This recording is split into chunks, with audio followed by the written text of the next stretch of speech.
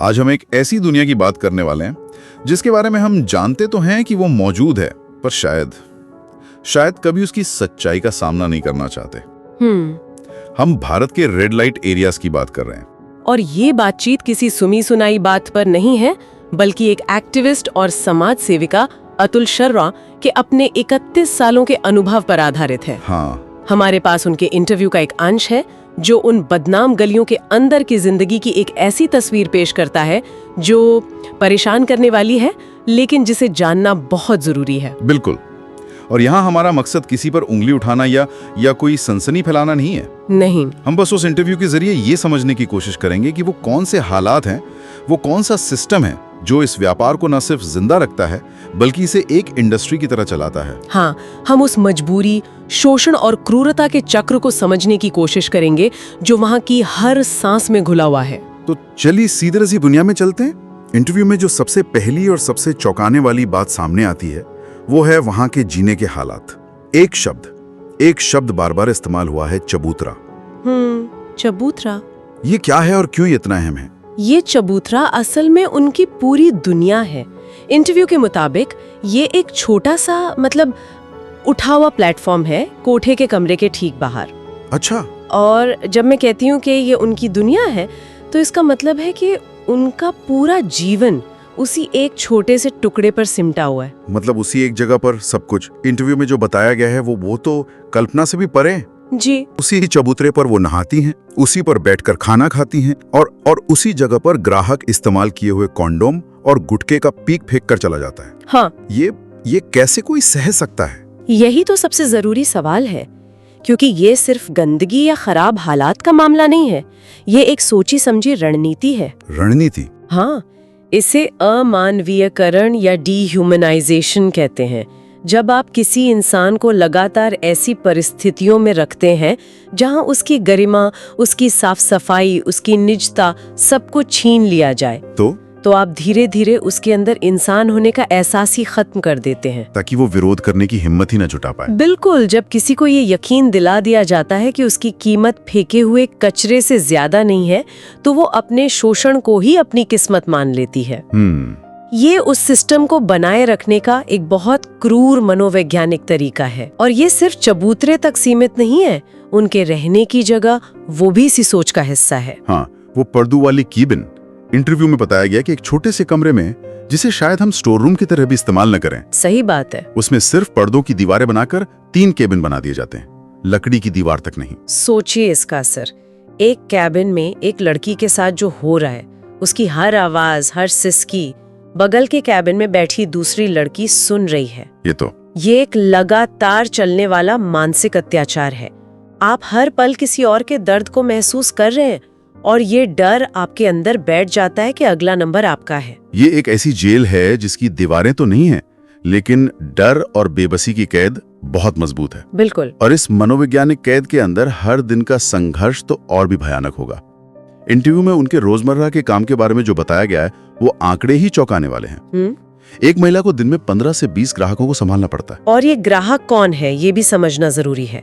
Interview के मुताबिक ये ज्यादातर दिहाड़ी मजदूर, रिक्शे वाले, ठेले वाले, इस तरह के लोग होते हैं। अच्छा। जो दिन भर में 500-600 रुपए कमाते हैं और उसमें से 200-250 रुपए यहाँ खर्च करते हैं।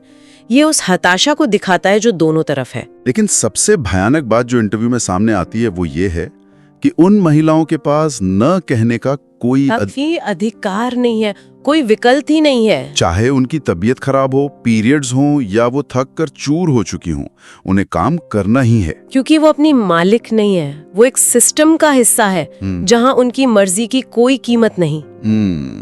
उन्हें मालकिन को पैसे देने हैं, अपना पेट भरना है।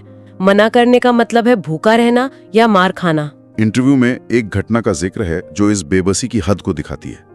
मुझे लगता है ये बताना जरूरी है ताकि लोग समझ सकें कि ये सिर्फ पैसों के लिए सेक्स का मामला नहीं है। जी बिल्कुल। बताया गया कि एक लड़की दिन भर में 20 ग्राहकों को संभालने के बाद बुरी तरह थक चुकी थी और रात के 2 बजे उसे एक शराबी ग्राहक के लिए उठाया गया। और वो ग्राहक उसके साथ सेक्स भी नहीं करता, वो बस कोई नुकीली चीज लेकर उसके प्राइवेट पार्ट्स को चोट पहुंचाता है और उसे तड़पता हुआ देखकर खुश होता है। हे भगवान, ये प्योर सेडिज्म है। ये दिखाता है कि ये सिर्फ हवस मिटाने की जगह नहीं है, ये ताकत का एक बहुत ही हिंसक और विभत्स प्रदर्शन है, जहां एक इंसान दूसरे इंसान को सिर्फ एक वस्तु समझकर उसके दर्द से मजा लेता है। बिल्कुल। और इस सब के बीच उन्हें अपने चेहरे को बचाने की कोशिश करनी पड़ती है। शरीर पर कहीं भी चोट लग जाए पर चेहरे पर निशान नहीं आना चाहिए। ये कैसा नियम है? ये उस व्यापार का एक अनकहा लेकिन सबसे मजबूत नियम है। चेहरा ही उनकी पहचान है, उनका प्रोडक्ट है, जिससे ग्राहक आकर्षित होते हैं। हाँ, अगर चेहरे पर निशान आ गया तो उनकी कीमत कम हो जाएगी। इंटरव्यू में एक्टिविस्ट जब एक लड़की से उसके शरीर पर खरोंच के निशान के बारे में पूछती हैं, तो वो बड़ी सहजता से कहती है, मना करती तो पैसे कहाँ से लाती। मतलब उन्होंने इसे काम का हिस्सा मान लिया है। जी, उन्होंने अपने शरीर को चोट पहुंचाए जाने को स्वीकार कर लिया है। ये सब सुनकर एक ही सवाल मन में आता है कि ये महिलाएं इस नरक से बाहर क्यों नहीं निकल पाती? क्या कोई उन्हें जबरदस्ती पकड़ कर रखता है? जबरदस्ती भी है, लेकिन उससे कहीं ज्यादा एक पूरा सिस्टम है, एक चक्रव्यूह है जो उन्हें निकलने ही नहीं देता। चक्रव्यूह? हाँ, ये कोई एक इंसान नहीं बल्कि कई लोगों से मिलके बना एक जाल है। इंटरव्यू में सबसे पहले दलालों का जिक्र आता है। बताया गया है कि ये अक्सर स्मार्ट दिखने वाले लड़के होते हैं जो छोटी छोटी कॉलोनियों या कस्बों में लड़कियों को निशाना बनाते हैं। वो प्यार का नाटक करते हैं, शादी का झांसा देते हैं, भरोसे का फायदा उठाते हैं। बिल्कुल, उन्हें घर से भगा कर ले आते हैं, कुछ दिन साथ घूमते फिरते हैं ताकि लड़की को यकीन हो जाए, और फिर किसी दिन कोल्ड ड्रिंक में नशीला पदार्थ मिलाकर उन्हें कोठे पर बेच देते हैं। और जब तक लड़की को होश आता है तब तक बहुत देर हो चुकी होती है। और कोठे पर पहुंचने के बाद उनका सामना होता है मालकिन से। लेकिन जो बात सबसे ज्यादा चौंकाती है वो है पुलिस की भूमिका। इंटरव्यू में एक लाइन कही गई है, रक्षक ही भक्षक है। ये इस सिस्टम की सबसे कड़वी सच्चाई है। इंटरव्यू के मुताबिक पुलिस वाले इस धंधे को संरक्षण देते हैं। मतलब? वो न सिर्फ मुफ्त में अपनी हवस मिटाते हैं बल्कि हफ्ता भी वसूलते हैं। सोचिए, जिस लड़की के साथ अन्याय हो रहा है, अगर वो मदद के लिए पुलिस के पास जाने की सोचे भी तो वो किसके पास जाएगी? हाँ, जब बचाने वाले ही शोषण करने वालों के साथ मिले हों तो उम्मीद की हर खिड़की बंद हो जाती है। मतलब पूरा का पूरा इकोसिस्टम ही इस शोषण पर टिका है।